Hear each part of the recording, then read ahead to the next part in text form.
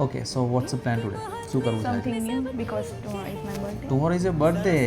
Okay એટલે birthday transformation કરવાનું છે.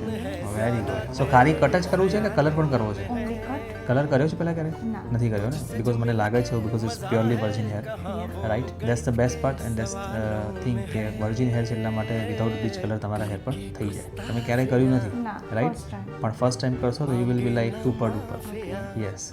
સો બિકોઝ બર્થડે છે, ઓકેઝન છે એટલા માટે, but still decision is your. બાકી ઇટ લુક્સ અમેઝિંગ. અને પ્લસ હેરની ક્વોલિટીમાં બી કોમ્પ્રોમાઇઝ નહીં થાય, હેર બિલકુલ બી ડેમેજ નહીં થાય, that is for sure. Okay, and full hair માં color આવશે? Full hair. So all over full transformation birthday, Yes. Right?